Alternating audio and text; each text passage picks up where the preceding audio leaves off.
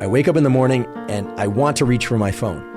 But I know that even if I were to crank up the brightness on that phone screen, it's not bright enough to trigger that cortisol spike and for me to be at my most alert and focused throughout the day and to optimize my sleep at night. So what I do is I get out of bed and I go outside, and if it's a bright, clear day and the sun is low in the sky or the sun is, starting to get overhead, what we call low solar angle, then I know I'm getting outside at the right time. If there's cloud cover and I can't see the sun, I also know I'm doing a good thing, because it turns out, especially on cloudy days, you want to get outside and get as much light energy or photons in your eyes.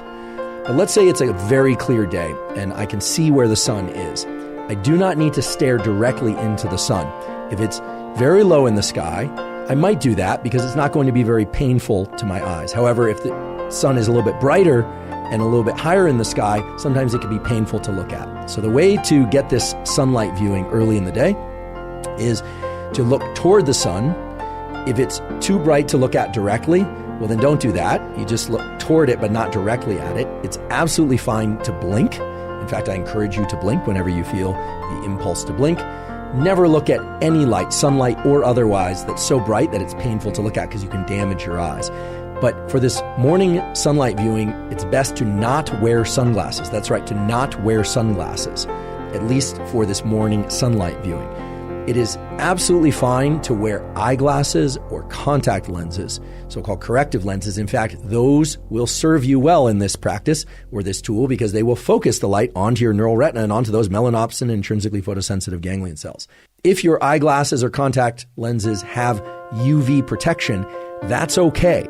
There's so many different wavelengths of light coming from the sun, and they are bright enough that they will trigger the mechanisms that you want triggered at this early time of day.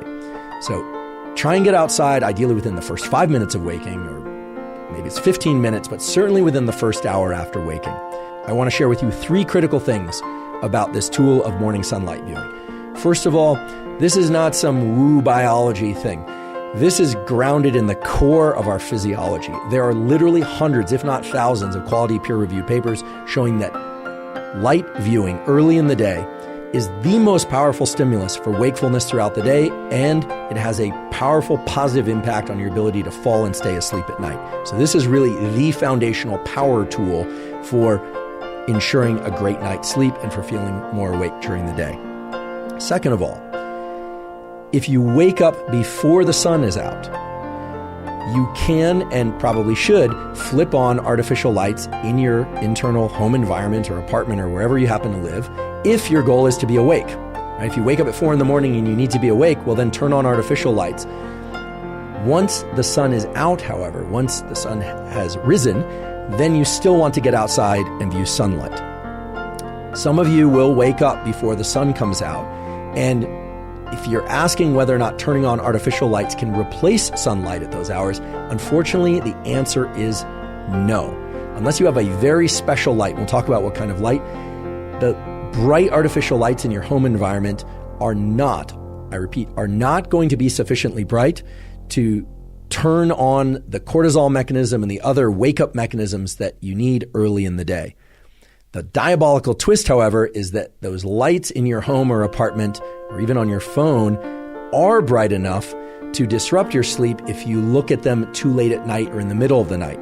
So there's this asymmetry in our retinal, our eye biology, and in our brain's biology, whereby early in the day, right around waking, you need a lot of light, a lot of photons, a lot of light energy. And artificial lights generally just won't accomplish what you need them to accomplish. But at night, even a little bit of artificial light can really mess up your so-called circadian, your 24-hour clocks, and all these mechanisms that we're talking about. So if you wake up before the sun is out and it's still dark, please turn on as many bright artificial lights as you possibly can or need, but then get outside once the sun is out. On cloudy days, you especially need to get outside. I repeat, on cloudy days, overcast days, you especially need to get outside and get sunlight. You just need to get more of it. Now, how much light and how much light viewing do you need? This is going to vary depending on person and place, I mean, literally where you live on Earth, whether or not there's a lot of tree cover, whether or not you're somebody who has sensitive eyes or less sensitive eyes. It's really impossible for me to give an absolute prescriptive, but we can give some general guidelines. In general, on a clear day, meaning no cloud cover or minimal cloud cover. You want to get this sunlight exposure to your eyes for about 5 minutes or so. It could be 3 minutes one day, it could be 7 minutes the next day, about 5 minutes. On a day where there's cloud cover, so the sun is just peeking through the clouds or it's more dense cloud cover, you want to get about 10 minutes of sunlight exposure to your eyes early in the day. And on days that are really densely overcast or maybe even are rainy, you're going to want to get as much as 20 or 30 minutes of sunlight exposure. Another key thing is do not forget about, just don't try and get this sunlight exposure through a windshield of a car or a window, whether or not it's tinted or otherwise. It takes far too long. It's simply not going to trigger the relevant mechanisms. You would be standing there all day trying to get enough light into your eyes from the morning sunlight, and by then the sun will have already moved from low solar angle to overhead, and it simply won't work for all sorts of mechanisms related to your circadian rhythm functions. So just don't try and do it through a windshield, sunglasses, or a window. It's just not going to work. Get outside. If the weather is really bad or for whatever reason, safety reasons, you cannot get outside, well then I suppose try and get near a window. That would be the last resort. But you really want to get outside to get the sunlight exposure.